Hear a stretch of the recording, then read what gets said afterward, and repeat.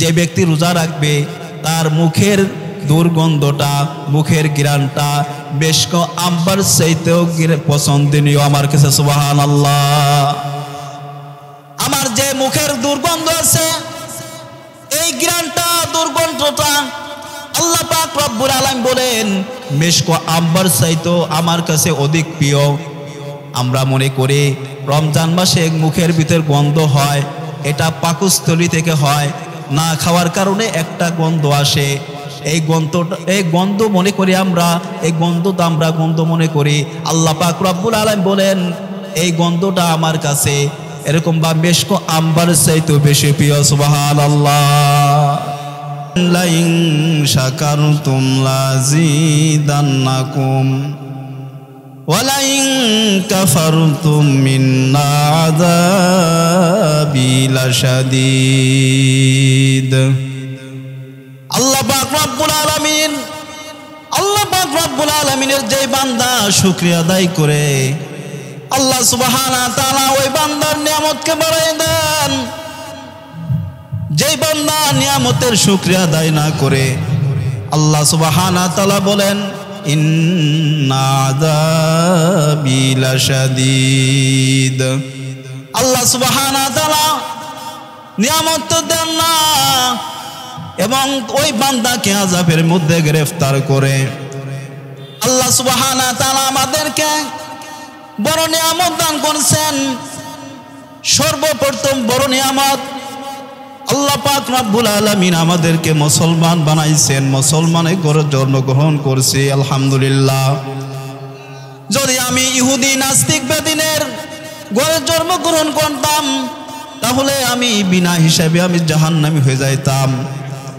আরো শুকরিয়া আদায় করার দরকার, মুহাম্মাদুর রাসূলুল্লাহ সাল্লাল্লাহু আলাইহি ওয়াসাল্লামের উম্মত হিসেবে আল্লাহ সুবহানাহু ওয়া তাআলা কবুল করেছে। সুবহানাল্লাহ। মুহাম্মাদুর রাসূলুল্লাহ সাল্লাল্লাহু আলাইহি ওয়াসাল্লামের নবীরা পর্যন্ত আল্লাহ সুবহানাহু ওয়া তাআলার দরবারে দরখাস্ত জানাইছেন, আল্লাহ আমাকে মুহাম্মাদুর রাসূলুল্লাহ সাল্লাল্লাহু আলাইহি ওয়াসাল্লামের উম্মত হিসেবে কবুল করেন। আল্লাহ পাক রব্বুল আলামিন হযরত ঈসা আলাইহিস সালাতু ওয়াস সালামের দোয়া কবুল করেছেন। এই জন্য যেই বান্দারা নিয়ামতের শুকরিয়া আদায় করে নিয়ামতের মর্ম বুঝে আল্লাহ সুবহানাহু ওয়া তাআলা তার নিয়ামতকে বাড়াইতেই থাকেন। আমরা মানুষ হইয়া নিয়ামতের শুকরিয়া আদায় করি না। আল্লাহ পাক রব্বুল আলামিনের যে মাখলুক হাঁস, আল্লাহ পাক রব্বুল আলামিনের নিয়ামতের শুকরিয়া আদায় করছেন। হযরত মুসা আলাইহিস সালাতু ওয়াস সালাম আল্লাহ পাক রব্বুল আলামিনের সাথে তুর পারে যাইতেছেন। আল্লাহ পাক রব্বুল আলামিনের সাথে কথাবার্তা বলার জন্য আল্লাহ পাক রব্বুল আলামিনের কাছে যাইতেছেন। হাঁসের দল এরকম ভাবে পানি থেকে উঠে আসছে, আসার পরে বলতেছেন মুসা আপনি কোন জায়গায় যাইতেছেন? মুসা আলাইহিস সালাতু ওয়াস সালাম বলতেছেন আমি রব্বুল আলামিনের সাথে, আল্লাহ পাক রব্বুল আলামিনের সাথে কথা বলার জন্য যাইতেছি, তুর পারে যাইতেছি। হাঁসের দলেরা বলতেছেন মুসা পয়গম্বর আল্লাহ পাক রব্বুল আলামিনের কাছে আরজি জানাবেন, আমাদের কথা জানাবেন। মুসা আলাইহিস সালাতু ওয়াস সালাম বলতেছেন বলো তোমার কি কথা, তোমাদের কি কথা বলো।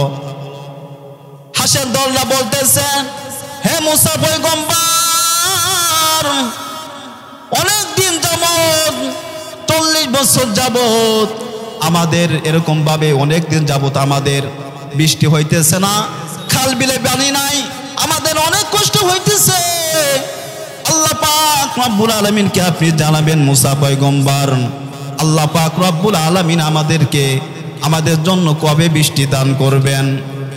মুসা নবী আলাইহিস সালাতু ওয়াস সালাম আল্লাহ পাক রব্বুল আলামিনের সাথে যখন কথাবার্তা বলার জন্য গেছেন, আল্লাহ পাক রব্বুল আলামিনের সাথে যখন কথা হয়ে গেছেন, আল্লাহ পাক রব্বুল আলামিনের কাছে বলতেছে মুসা পয়গম্বর হাঁসের দলেরা আরজি জানাইছেন, তাদের বৃষ্টির দরকার, এই কথা বলছেন।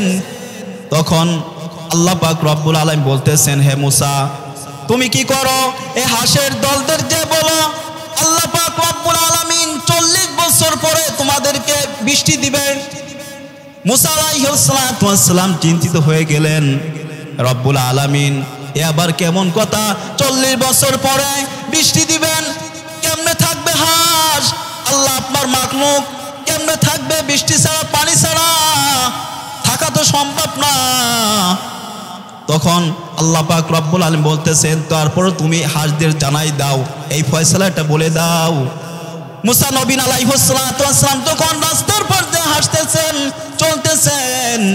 তখন হাঁসের দলেরা প্রশ্ন করলো, মুসা পয়গম্বর, আল্লাহ পাক রব্বুল আলামিন আপনাকে আমাদের ব্যাপারে কি জানাইছেন, আর কি বলছেন এই কথাটা জানান। মুসা আলাইহিস সালাম অজুহাত দিয়েছেন, লজ্জা পাইতেছেন, আমি কি বলবো হাঁসদের? মুসা আলাইহিস সালাম বলতেছেন, হে হাঁসের দলেরা, আল্লাহ পাক রব্বুল আলামিন বলছেন তোমাদেরকে 40 বছর পরে বৃষ্টি দিবে। হাঁসের দলেরা আলহামদুলিল্লাহ বলছেন, শুকরিয়া আদায় করছে, খুশি করতেছে, খুশি হইতেছে। মুসা আলাইহিস সালাম বলে মনে মনে ভাবতেছেন, সামনে বলতেছেন, হে হাঁসের দলেরা, তোমরা কি পাগল হয়ে গেলা কিনা? তখন হাঁসের দলেরা বলতেছে, আমরা তো পাগল হই নাই, আল্লাহ পাক রব্বুল আলামিন তারপরেও তো বলছেন 40 বছর পরে বৃষ্টি দিব, আমরা শুকরিয়া আদায় করলাম, তারপরে তো আল্লাহ 40 বছর পরে বৃষ্টি দিবেন। তখন এই কথা যখন এরকম শুকরিয়া আদায় করছে, আলহামদুলিল্লাহ বলছেন, আল্লাহ পাক রব্বুল আলামিন সাথে সাথে বৃষ্টি দিছেন। মুসা আলাইহিস সালাম রাগান্বিত নবী, রাগওয়ালা নবী। একটা ঘটনা আছে, মুসা আলাইহিস সালাম আজরাইল আলাইহিস সালাম জান কমাস করার জন্য যখন আসছেন, জান নেওয়ার জন্য যখন আসছেন, আজরাইলকে কি করছেন, থাপ্পড় দিয়ে চোখ উঠাই দিছেন। আল্লাহ পাক রব্বুল আলামিন কাছে গেছে, আল্লাহ কেমন নবী আমাকে থাপ্পড় দিয়া চোখ উঠাই দিছেন? আল্লাহ পাক রব্বুল আলামিন চক্ষুর উপরে হাত বুলাইছেন, আল্লাহ পাক রব্বুল আলামিন চক্ষুকে ভালো করে, সুবহানাল্লাহ। এরকম ভাবে হাঁসের দলেরা যখন শুকরিয়া আদায় করছে, আল্লাহ পাক রব্বুল আলামিন সাথে সাথে বৃষ্টি দিছেন। তখন মুসা আলাইহিস সালাম বলতেছেন, হে আমার আল্লাহ, এ আবার আপনার কেমন বিচারা? আপনি মিথ্যা কথা বলতে পারেন না, আপনি তো মিথ্যা কথা বলেন না। তখন আল্লাহ পাক রব্বুল আলামিন বলল, হে মুসা, যখন ওই বান্দা, ওই মাখলুকাত যখন শুকরিয়া আদায় করছে, নিয়ামতের শুকরিয়া আদায় করছে, আমি রব্বুল আলামিন খুশি হইয়া তাদেরকে রাজি খুশি হইয়া আল্লাহ পাক রব্বুল আলামিন বলতেছেন, মুসা আমি তাদেরকে বৃষ্টি দান করেছি, সুবহানাল্লাহ। এই জন্য নিয়ামতের শুকরিয়া হাস করছে। প্রত্যেকটা মাখলুকাত, গাছপালা, তরুলতা সব আল্লাহর নিয়ামত শুকরিয়া আদায় করে এবং জিকির আজকার করে। আমরা মানুষ হইয়া মুহাম্মদুর রাসূলুল্লাহ সাল্লাল্লাহু আলাইহি ওয়াসাল্লামের উম্মত হইয়া আল্লাহ পাক রব্বুল আলামিনের কাছে আমরা নিয়ামতের শুকরিয়া আদায় করি না। আমাদের মতন আর হতভাগা নাই, আমাদের মতন আর নিমুখরাম হইতে পারে না। আল্লাহর নিয়ামত ভোগ কইরা আল্লাহর জমিনে বাস করিয়া, আল্লাহর জমিনের আসমানের নিচে থাইকা, জমির নিচে আসমানের নিচে থাইকা জমিনের উপরে ঘোরাফেরা করি, তারপরে আল্লাহ পাক রব্বুল আলামিনের হুকুম মানি না, আল্লাহর হুকুম অনুযায়ী চলি না। আল্লাহ পাক রব্বুল আলামিন আমাদেরকে নিয়ামত যদি শুকরিয়া আদায় না করি, ইন্না আযাবিল শাদীদ, আল্লাহ পাক রব্বুল আলামিন আযাবের মধ্যে গ্রেফতার করবেন। রাসূলুল্লাহ সাল্লাল্লাহু আলাইহি ওয়াসাল্লাম পবিত্র জুমার দিন, ইয়াউমুল জুমার দিন, নবী আলাইহিস সালাতু ওয়াসসালাম 3 ব্যক্তির ব্যাপারে বদদুয়া করছেন। রাসূলুল্লাহ সাল্লাল্লাহু আলাইহি ওয়াসাল্লাম 3 ব্যক্তির ব্যাপারে বদদুয়া করছেন।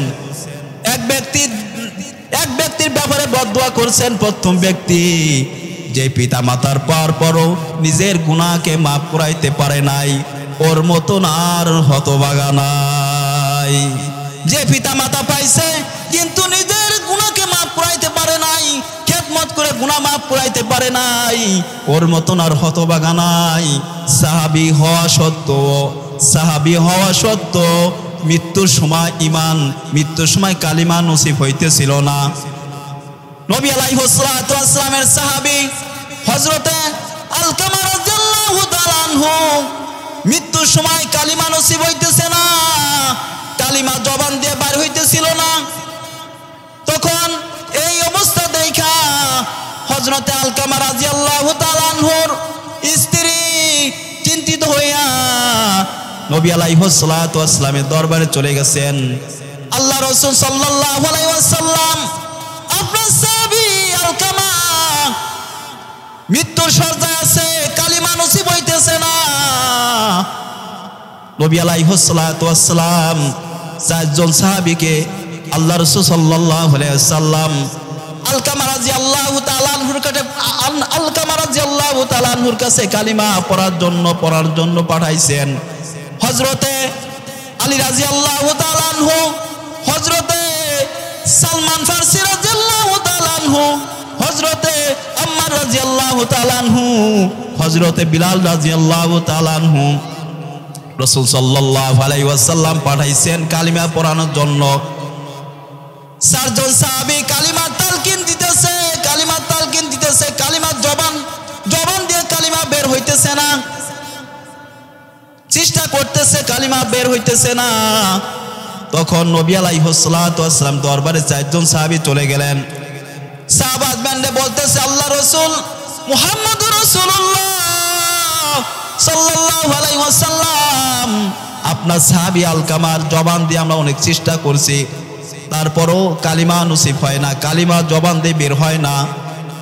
তখন হযরত বিলাল রাদিয়াল্লাহু তাআলা আনহুকে নবী আলাইহিস সালাতু ওয়াস সালাম বলতেছেন, হে বিলাল, যে দেখো তার মা কোন জায়গায় থাকে, তার মা কোথায়, তাকে ডেকে আনো। নবী আলাইহিস সালাতু ওয়াস সালামের সাহাবী আলকামার মা বাড়ি থাকে না, অন্য বাড়িতে যায় পাইছেন। বলতেছেন, আল্লাহ রাসূল সাল্লাল্লাহু আলাইহি ওয়াসাল্লাম আপনাকে ডাকছেন, আপনাকে যাওয়ার জন্য বলছেন। নবী আলাইহিস সালাতু ওয়াস সালামের সাহাবীর মা আল্লাহ রাসূল সাল্লাল্লাহু আলাইহি ওয়াসাল্লাম দরবারে গেছেন। নবী আলাইহিস সালাতু ওয়াস সালাম বলতেছেন, হে আলকামার মা, তোমার যে সন্তান আলকামা, তার জবান দিয়ে কালিমা নসিব হইতেছে না, কারণটা কি? তখন বলতেছেন, আপনার সাহাবী তো জিহাদের ময়দানও আছে, আপনার সাহাবী তো দানের ব্যবহারও আছে, আপনার সাহাবী তো এরকম নামাজের ময়দানও আছে, বেশি বেশি ইবাদত করে আপনার প্রিয় সাহাবী আলকামা। এরকম ভাবে কয়, আল্লাহ রাসূল স্ত্রীর কারণে আমাকে অনেক জুলুম করছে, অনেক অত্যাচার করছে, এরকম ভাবে আমি ওই মক্কা মদিনার ভিতরে আমি বিশ্ব সুন্দরী ছিলাম, আলকামার কারণে আমি বিবাহ শাদী বসি নাই। কারণটা কি? স্ত্রী মারা গেলে স্বামী 1 মাস দেওয়ার আগে বিবাহ শাদী করে, কিন্তু সন্তানকে কোলে পিঠে নিয়ে গার্মেন্টস চাকরি করে, রাস্তায় কাজ করে, তারপর সন্তানকে ফেলায় না মা। এই শীতের ভিতরে শীত চলে যাইতেছে, এরকম ভাবে প্রস্রাব করে দেয়, পায়খানা করে দেয়, বুকের ভিতরে জড়াই নাই, মা পায়খানার ভিতর ঘুমাই থাকে, তারপর সন্তানকে মোহাব্বত করে ফেলে দেয় না। আলকামা রাদিয়াল্লাহু তাআলা আনহুর মা বলতেছেন, আল্লাহ রাসূল আমি বিশ্ব সুন্দরী ছিলাম, আমার আলকামার জন্য বিবাহ শাদী বসি নাই, আলকামা স্ত্রীর কারণে আমাকে অনেক মারধর করছে, অনেক ব্যথা দিছে, অনেক কষ্ট দিছে, আমি আলকামাকে মাফ করব না। আল্লাহ সাল্লাল্লাহু আলাইহি সাল্লাম বলতেছেন, হে আলকামার মা, তোমার সন্তানকে মাফ করে দাও, তাহলে যদি মাফ না করেন তাহলে মৃত্যুর পরে জাহান্নামে জ্বলতে হবে। আলকামা রাদিয়াল্লাহু তাআলা আনহুর মা বলতেছেন, আমি আলকামাকে মাফ করব না। আল্লাহ সাল্লাল্লাহু আলাইহি সাল্লাম রিকোয়েস্ট করতেছিলেন, আল্লাহ রাসূল সাল্লাল্লাহু আলাইহি সাল্লাম সাহাবীর মা বলতেছে মাফ করব না। আল্লাহ সাল্লাল্লাহু আলাইহি সাল্লাম বলতেছে, মাফ যখন করবেনই না, হে সাহাবায়ে کرام, লাকড়িকে সংগ্রহ করো, আলকামাকে আগুন দিয়ে জ্বালাই দেই। তখন নবী আলাইহিস সালাতু ওয়াস সালামের সাহাবীর মা বলতেছে, আলকামা মা বলতেছেন, আমি মা হয়ে সন্তানকে আমার সামনে জ্বালাই দিবেন? আমি আল্লাহ রাসূল, আমি তো অনেক কষ্ট করে 10 মাস 10 দিন গর্ভে রাখছি, আলকামাকে গর্ভে রাখছি, খাওয়া খাইতে পারি নাই, আমি গোসল করতে পারি নাই, নামাজও পড়তে পারি নাই, শুইতে পারি নাই, দাঁড়াইতে পারি নাই, চলতে ফিরতে পারি নাই, অনেক কষ্ট করছি, আমি আলকামাকে অনেক কষ্ট করে পালছি, আমি মা হয়ে আলকামাকে আমার সামনে জ্বালাই দেবেন, আমি সহ্য করতে পারবো না। আলকামার জিন্দেগির গুনাহকে আল্লাহ মাফ করে দেখ, আমিও মাফ করে দিলাম। আলকামা রাদিয়াল্লাহু তাআলা আনহুর মা যখন মাফ করছেন, আল্লাহ পাক রব্বুল আলামিন আলকামা রাদিয়াল্লাহু তাআলা আনহুর জবান দিয়া লা ইলাহা ইল্লাল্লাহু মুহাম্মাদুর রাসূলুল্লাহ সাল্লাল্লাহু আলাইহি ওয়াসাল্লাম। এই জন্য পিতা মাতার যদি খেদমত করতে পারি, আল্লাহ পাক রব্বুল আলামিন আমাদেরকে, রসুল বলেন মা বাপ জান্নাত এবং জাহান্নাম। মা বাপকে খুশি রাখলে জান্নাত পাওয়া যাবে, মা বাপ বেদার হইলে আলেম মুহাদ্দিস মুফতি মুহাদ্দিস যাই হই বক্তা হই জান্নাত পাওয়া যাবে না। সাহাবী যদি জান্নাত কালিমা নসিব না হইতে পারে, আমি তো সাহাবীর উপরে যাইতে পারি নাই, পারছি বলেন, ইমানই তো দোস্ত করতে পারি নাই। রাসূল সাল্লাল্লাহু আলাইহি ওয়াসাল্লাম দ্বিতীয় ব্যক্তির জন্য বদদুআ করলেন যে মাহে রমজান মাস পাইছে কিন্তু জিন্দেগির গুনাহকে মাফ করাইতে পারে নাই, সেই ব্যক্তির মতন আর হতভাগা নাই। যে ব্যক্তি রমজান মাস পাইছে কিন্তু জিন্দেগির গুনাহকে মাফ করতে পারলো না, ওর মতন আর হতভাগা নাই। রমজান মাস আসতেছে কিন্তু আমার আপনার চোখের গুনাহ থেকে বাঁচতে পারতেছি না, হাতের গুনাহ থেকে বাঁচতে পারতেছি না। রাসূলুল্লাহ সাল্লাল্লাহু আলাইহি ওয়াসাল্লাম বলেন, আল্লাহ পাক রব্বুল আলামিন যে ব্যক্তি রোজা রাখবেন, আল্লাহ পাক রব্বুল আলামিন তাকে 5টি পুরস্কার দিবেন। আল্লাহ পাক রব্বুল আলামিন তাকে 5টি পুরস্কার দিবেন। 1 নম্বরে পুরস্কার, আল্লাহ পাক রব্বুল আলামিন বলেন যে ব্যক্তি রোজা রাখবে তার মুখের দুর্গন্ধটা, মুখের ঘ্রাণটা বেশক আম্বার চাইতেও পছন্দনীয় আমার কাছে। সুবহানাল্লাহ। আমার যে মুখের দুর্গন্ধ আছে, এই ঘ্রাণটা, দুর্গন্ধটা আল্লাহ পাক রব্বুল আলামিন বলেন বেশক আম্বার চাইতেও আমার কাছে অধিক প্রিয়। আমরা মনে করি রমজান মাসে মুখের ভিতর গন্ধ হয়, এটা পাকস্থলী থেকে হয়, না খাওয়ার কারণে একটা গন্ধ আসে। এই গন্ধ মনে করি আমরা, এই গন্ধটা আমরা গন্ধ মনে করি। আল্লাহ পাক রব্বুল আলামিন বলেন এই গন্ধটা আমার কাছে এরকম বা বেশক আম্বার চাইতেও বেশি প্রিয়। সুবহানাল্লাহ। এই জন্য রাসূল সাল্লাল্লাহু আলাইহি ওয়াসাল্লাম বলেন আমার উম্মতকে এই 5টি পুরস্কার দিবেন, অন্য কোন জামানা উম্মতকে দেয় নাই। এই 5টি পুরস্কার আমার উম্মতকে দেওয়া হয়েছে। রাসূল সাল্লাল্লাহু আলাইহি ওয়াসাল্লাম বলেন এরকম ভাবে পুষ্করিণীর মাছ, এরকম ভাবে সাগরের মাছ পর্যন্ত আল্লাহ পাক রব্বুল আলামিনের কাছে মাগফিরাতের দোয়া করতে থাকে। সুবহানাল্লাহ। রাসূল সাল্লাল্লাহু আলাইহি ওয়াসাল্লাম আরো বলেন গর্তের পিপিলিকা পর্যন্ত আল্লাহ পাক রব্বুল আলামিনের কাছে মাগফিরাতের দোয়া করতে থাকে। ইফতার করার আগ পর্যন্ত, ইফতার মুখে দেওয়ার আগ পর্যন্ত আল্লাহ পাক রব্বুল আলামিনের কাছে কি করতে থাকে? মাগফিরাতের দোয়া করতে থাকে। সুবহানাল্লাহ। রাসূল সাল্লাল্লাহু আলাইহি ওয়াসাল্লাম 3 নম্বরে বলেন, রাসূল সাল্লাল্লাহু আলাইহি ওয়াসাল্লাম 3 নম্বরে বলেন আল্লাহ পাক রব্বুল আলামিন রোজাদারের জন্য প্রতিদিন কি করেন? জান্নাত সাজান। আল্লাহ পাক রব্বুল আলামিন জান্নাত রাখছেন আমাদের আপনাদের জন্য। আল্লাহ পাক রব্বুল আলামিন প্রতিদিন মাহে রমজান মাসে আল্লাহ পাক রব্বুল আলামিন জান্নাত সাজান। জান্নাতকে আল্লাহ পাক রব্বুল আলামিন বলেন হে জান্নাত জানোনি কাদের জন্য আমি আল্লাহ তোমাদেরকে সাজাইতেছি? যেই বান্দা ইফতারের সামনে আছে, সামনে তারপরে বান্দা খায় না, হাজারো নিয়ামত আছে তারপর বান্দা খায় না, একমাত্র কি আমি রব্বুল আলামিনের ভয়, আমাকে পাওয়ার আশায়, জাহান্নাম থেকে বাঁচার আশায়, জান্নাত পাওয়ার আশায় আল্লাহ পাক রব্বুল আলামিন বলেন হে জান্নাত জানোনি আমার বান্দা জান্নাতের আশায় খায় না, আমি রব্বুল আলামিন তোমাদেরকে আমি সাজাইতেছি, আমার বান্দাকে আমি রাজি খুশি হইয়া আমি তোমাদের ভিতরে প্রবেশ করাবো। সুবহানাল্লাহ। রাসূল সাল্লাল্লাহু আলাইহি ওয়াসাল্লাম বলেন রাসূল সাল্লাল্লাহু আলাইহি ওয়াসাল্লাম 4 নম্বরে বলেন আল্লাহ পাক রব্বুল আলামিন এই অবাধ্য ইবলিস শয়তানকে আল্লাহ পাক রব্বুল আলামিন মাহে রমজান মাসে কি করেন শিয়াল দিয়ে বেঁধে রাখেন। বলতে পারে হুজুর ইবলিস শয়তানকে আল্লাহ পাক রব্বুল আলামিন শিয়াল দিয়ে বাঁধছে, তারপরে ঝগড়া কাইজা হিংসা হাসাদ তাকাব্বুরি এবং গিবত শিকাত হয়, গিবত হয়, জুলুম হয়, অত্যাচার হয়, মাপে কম হয়। এর কারণটা কি? আল্লাহ পাক রব্বুল আলামিন এই শয়তানকে বেঁধে রাখছেন, কিন্তু নফসে একটা শয়তান আছে, নফসে শয়তান আছে, এই শয়তানকে তো বেঁধে রাখা হয় না, এই শয়তানকে তো বেঁধে রাখাও যায় না। যায়নি বলেন? যায় না। এই নফসে শয়তান মানুষদেরকে দুগা দিয়ে মানুষকে গুনাহ করায়। এই জন্য কলব যদি পরিষ্কার থাকে সমস্ত আমল ভালো আমল করা সম্ভব। কলবটা যার এরকম ভাবে অন্ধকার হয়ে গেছে তার দ্বারাই খারাপ কাজ করা সম্ভব। এই জন্য রাসূল সাল্লাল্লাহু আলাইহি ওয়াসাল্লাম বলেন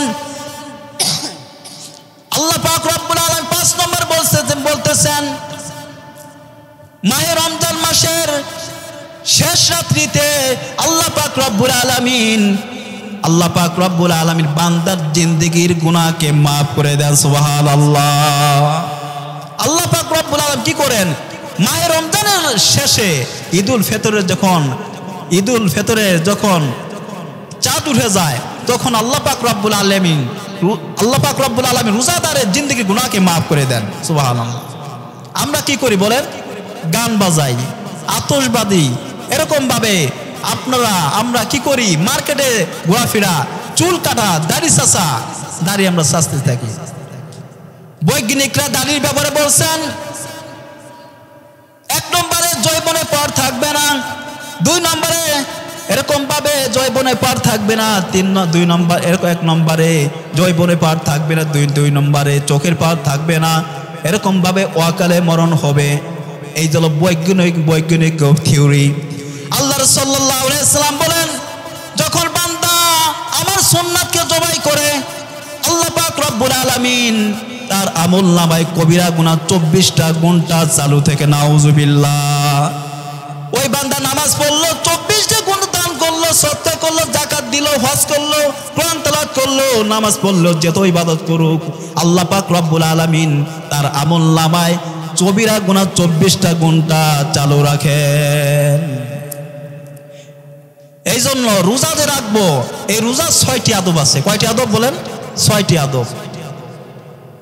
রোজা 6টি আদব আছে। আমরা তো রোজা রাখি কিন্তু রোজার যে নিয়ম কানুন জানি না, আদব জানা নাই। 1 নম্বরে চোখের হেফাজত করা। চোখ দিয়ে যদি আমি আর আপনি গুনাহ করি তাহলে রোজা তো হবে না। চোখের গুনাহ থেকে, বেগানা নারী থেকে হেফাজত থাকতে হবে, হারাম দেখা থেকে হেফাজত থাকতে হবে। বেশি বেশি কোরআন তেলাওয়াত দেখবো, মাকে দেখবো, আমি আল্লাহর কোরআন দেখবো, আমি আল্লাহর নিয়ামত দেখবো, তাহলে আল্লাহ পাক রব্বুল আলামিন আমার যদি চোখের গুনাহ থেকে বেঁচে থাকতে পারি আমার রোজা হয়ে যাবে, তা না হইলে আমার রোজা হবে না। 1 নম্বরে চোখের হেফাজত থাকতে হবে, 2 নম্বরে জবানের হেফাজত থাকতে হবে। জবানের হেফাজত যদি না থাকে আমার রোজা কিন্তু হবে না, আমার রোজার কোনো কাজে আসবে না। রাসূল সাল্লাল্লাহু আলাইহি ওয়াসাল্লামের যুগে এক মহিলা বমি করতেছেন, রমজান মাসে বমি করতেছেন। রাসূল সাল্লাল্লাহু আলাইহি ওয়াসাল্লামের দরবার সাহাবা আজমান আসছে, আল্লাহ রাসূল আপনার এই মহিলা বমি করতেছেন, রোজা অবস্থা আছে, বমি করতেছেন। রাসূল সাল্লাল্লাহু আলাইহি ওয়াসাল্লাম এরকম ভাবে বলতেছেন ওই মহিলাদেরকে ডাকো, ওই মহিলাকে ডাকো। মহিলাকে ডাকা হলো, এই পাত্রের ভিতরে বমি করো। রাসূল সাল্লাল্লাহু আলাইহি ওয়াসাল্লামের কথা অনুযায়ী বমি করলেন। দেখতেছে এই বমি করার দ্বার দেখতেছে এরকম ভাবে গোশত বের হয়ে আসছে। মহিলা অবাক হয়ে গেছে। সাহাবা আজমানরা বলতেছে আল্লাহ রাসূল আপনার এই সাহাবী মহিলা হালাল দ্বারা সিয়ারি করছে, ইফতারি খাইছে, তারপরে এই গোশত আসলো কোন জায়গায় থেকে, কোথা থেকে আসলো? রাসূল সাল্লাল্লাহু আলাইহি ওয়াসাল্লাম বলেন হালাল খাইছে কিন্তু গিবতের দ্বারা মরা ভাইয়ের গোশত খেয়ে ফেলছে। হালাল খাইছে, ইফতারি করছে, সেহরি খাইছে, কিন্তু গিবত করছে, এই কারণে রোজা কি হয়েছে?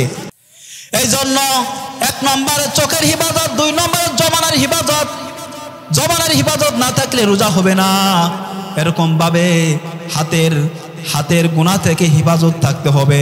হাত দ্বারা কোনো অন্যায় কাজ করা যাবে না, অন্যায় কাজ করা যাবে না। এই যে আমরা হাত দ্বারা পা দ্বারা যে গুনাহ করি, কিয়ামতের মাহশারের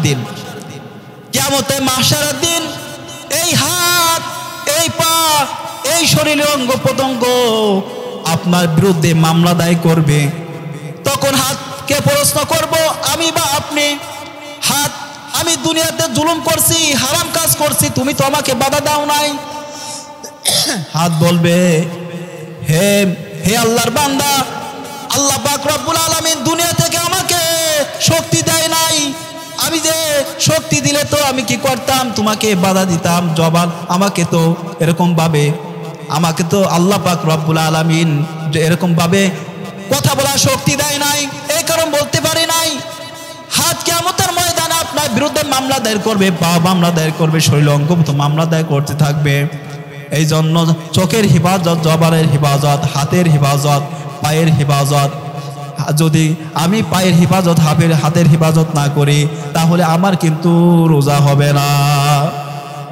রাসূল সাল্লাল্লাহু আলাইহি ওয়াসাল্লাম বলেন লা ইয়াদখুলুল জান্নাতা জাসাদুন গুযিয়া বিল হারাম। যারা হারাম খাবে তারা জান্নাতে প্রবেশ করবে না। এই জন্য হারাম থেকে বাঁচতে হবে, হালাল খাইতে হবে, তাহলে আমার সব ইবাদত আল্লাহর দরবারে আমার আপনার ইবাদত কবুল হবে। হারাম যারা কোনো ইবাদত কবুল হওয়া সম্ভব না। এই জন্য 5 নম্বরে এরকম ভাবে 5 নম্বরে আল্লাহ পাক রব্বুল আলামিন বলেন হে বান্দারা তোমরা কি করো, আমাকে ভয় করো। রোজা রাখবা কিন্তু ভয় করতে হবে। ভয় যদি ভিতরে না থাকে, আমার আপনার তাকওয়া নাই, তাকওয়া না থাকার কোনে গুনাহ করি, কবিরা গুনাহ, সগীরা গুনাহ, শিরকি গুনাহ, বাতিনি গুনাহ, যত প্রকার গুনাহ আছে আমার দ্বারা আপনার দ্বারা হইতেছে। কারণটা কি? আমার ভিতরে আল্লাহর ভয় নাই, কবরের চিন্তা নাই, আখিরাতে ফিকির নাই, দুনিয়ার ফিকির নিয়ে আসি, ছেলে সন্তানের ফিকির নিয়ে আসি। হযরত উসমান রাদিয়াল্লাহু তাআলা আনহু দেখেন, হযরত উসমান রাদিয়াল্লাহু তাআলা আনহু খলিফা। হযরত উসমান রাদিয়াল্লাহু তাআলা আনহু কবর দেখলে হাউমা করে কান্নাকাটি করতেন। হযরত উসমান রাদিয়াল্লাহু তাআলা আনহু কবরের পাশ দিয়ে যখন হাঁটতেন, কবর দেখার পর হাউমা করে কান্নাকাটি করতেন। সাহাবা উসমান জিজ্ঞাসা করলো, হে উসমান, আপনি তো আল্লাহর সাল্লাল্লাহু আলাইহি ওয়াসাল্লাম দরবারে যখন থাকেন তখন তো আপনি জান্নাত এবং জাহান্নামের আল্লাহর সাল্লাল্লাহু আলাইহি ওয়াসাল্লাম জান্নাত এবং জাহান্নামের আলোচনা করে আপনি তো কান্নাকাটি করেন না, এত কারণটা কি? আপনি কবর দেখলে এত কাঁদেন। হযরত উসমান রাদিয়াল্লাহু তাআলা আনহু বলতেছেন, হে সাহাবাগণরা, আল্লাহর সাল্লাল্লাহু আলাইহি ওয়াসাল্লাম বলছেন মানুষের গাঠি প্রথম কবর। কবরে যে ব্যক্তি ফেল খাবে, সব জায়গায় ফেল, কিয়ামতের মাহশারের দিন ফেল, হাসরের ময়দানে ফেল, এরকম ভাবে পলসুরাতের কাছে ফেল। আল্লাহ পাক রব্বুল আলামিন সব জায়গায় তাকে ফেল খাওয়াই দিবে। রাসূল সাল্লাল্লাহু আলাইহি ওয়াসাল্লাম বলেন, এই কবর কারোর জন্য জান্নাতের বাগান, কারোর জন্য জাহান্নামের গর্ত হবে। প্রথম গাঠি কবর, প্রথম মঞ্জিল কবর।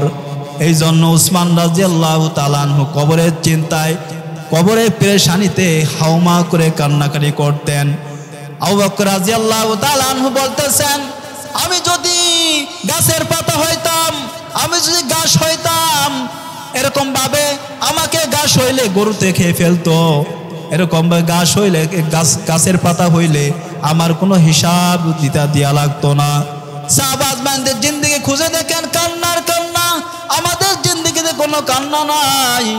আল্লাহর সাল্লাল্লাহু আলাইহি সাল্লাম বলেন, হে সাহাবাজরা, আমার অল্প বয়সেই আমার দাড়ি পেকে গেল, আমার চুল পেকে গেল। যেই নবীর, আল্লাহ পাক রব্বুল আলামিন বলেন, যেই নবীর কোনো গুনাহ নাই, এরকমভাবে আগের পিছনের সমস্ত গুনাহকে আল্লাহ পাক রব্বুল আলামিন মাফ করে দিয়েছেন। মুহাম্মদুর রাসূলুল্লাহ সাল্লাল্লাহু আলাইহি ওয়াসাল্লামের গুনাহ মাফ।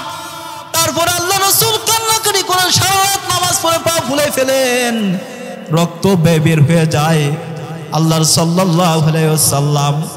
এই জন্য তার উম্মাত হয়েছে কি দাবি করি, কিন্তু উম্মাতের কি কার্যক্রম আমার আপনার ভিতরে আছে।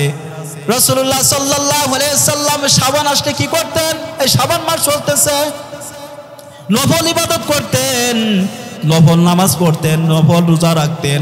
আমরা কি করতেছি? আল্লাহর সাল্লাল্লাহু আলাইহি ওয়াসাল্লাম শাবান মাসে দোয়া শিখাইছেন, আল্লাহুম্মা বারিক লানা ফি রজব ওয়া শাবান ওয়া বাল্লিগনা রমাদান। আল্লাহ আমাকে আপনি রমজান মধ্যে পৌঁছে দেন, রমজান পর্যন্ত পৌঁছে দেন। আল্লাহ আপনি আমাকে রমজান পর্যন্ত পৌঁছে দেন। এই জন্য রাসূল সাল্লাল্লাহু আলাইহি ওয়াসাল্লাম দোয়া শিখাইছেন। আমাদের ইবাদত তো কবুল হইল কি হইল না, চিন্তা পেরেশানি নাই। হযরত ওমর রাদিয়াল্লাহু তাআলা আনহু পবিত্র ঈদুল ফিতরের দিন সকলে হালুয়া রুটি খায় আনন্দ করে। আমরা ঈদের দিনে দেখেন আনন্দ, বেড়াইতে যাই, আমরা আনন্দ করি। হযরত ওমর রাদিয়াল্লাহু তাআলা আনহু ঈদের নামাজ পড়ে বা অথবা নামাজের আগে হযরত ওমর রাদিয়াল্লাহু তাআলা আনহু হাউমাউ করে দরজালায় কান্নাকাটি করতেছেন। হযরত আবু হুরায়রা রাদিয়াল্লাহু তাআলা আনহু বলতেছেন, হযরত ওমর আপনি কিসের জন্য কান্নাকাটি করতেছেন?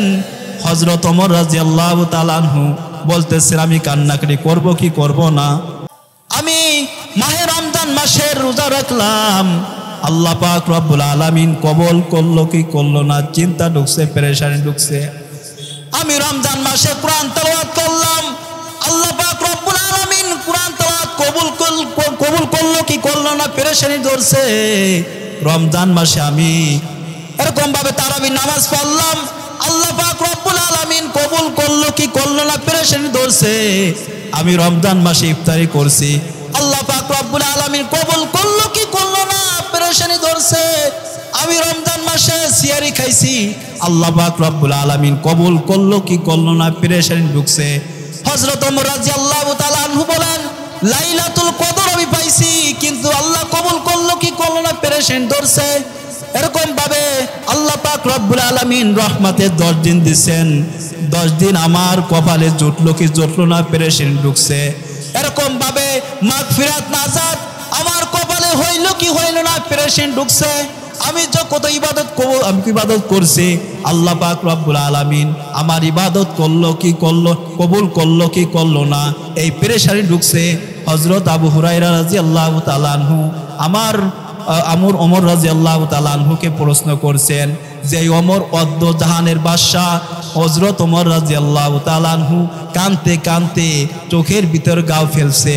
হযরত ওমর রাদিয়াল্লাহু তাআলা আনহুকে প্রশ্ন করা হয়েছে, আপনি কিছু মলম লাগান, কিছু ওষুধ লাগান।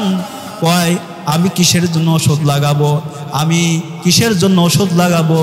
আল্লাহ পাক রব্বুল আলামিন কিয়ামতের মাহশার দিন জিজ্ঞাসা করে, হে ওমর তুমি আমার দরবারে কি নিয়ে আসছো? হে ওমর তুমি আমার দরবারে কি নিয়ে আসছো? তখন আমি আল্লাহর কাছে বলতে পারবো, আল্লাহ আমি খলিফাতুল মুসলিম ওমর, আমি তো কিছু নিয়ে আসতে পারি নাই।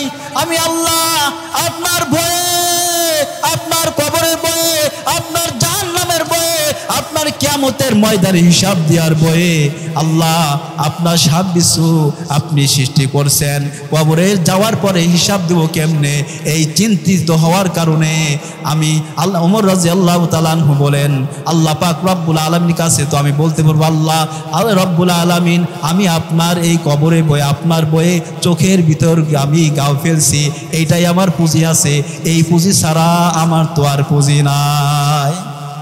ওয়াদ্দ জাহানের বাদশাহ, জান্নাতের সার্টিফিকেট। আল্লাহ জিজ্ঞাসা, আল্লাহ যদি বলে, হো এ ওমর তুমি জান্নাতের সার্টিফিকেট দিছি, এই জান্নাতের সার্টিফিকেট ফেরত দাও, আর তোমার আমল তুমি কি করো, তুমি ফেরত নাও। আমার জান্নাতের সার্টিফিকেট তুমি ফেরত দাও, আর তোমার আমল কি করো, তুমি ফেরত নাও। এই চিন্তায় ওমর রাদিয়াল্লাহু তাআলা আনহু চোখের ভিতর গা ফেলছে। আল্লাহ রাসূল সাল্লাল্লাহু আলাইহি ওয়াসাল্লাম কাঁদছেন, আবু বকর কাঁদছেন, উসমান কাঁদছেন, সমস্ত সাহাবী খুঁজে দেখেন হাদিসে কাঁদছেন, জীবনটা কাটাই দিচ্ছে কাঁদতে কাঁদতে। আমাদের চোখের ভিতরে পানি নাই, কিসের জন্য পানি নাই? এই গুনাহে জর্জরিত হয়ে গেছি। মাহে রমজান মাস আসতেছে, এই জন্য আমরা যেন আল্লাহ পাক রব্বুল আলামিনের মাহে রমজান মাসে ফরজ করছেন রোজাকে। আল্লাহ পাক রব্বুল আলামিন প্রত্যেকটা মানুষ যেন আমরা 30টা রোজা যেন আমরা রাখতে পারি, সেই তৌফিক দান করেন।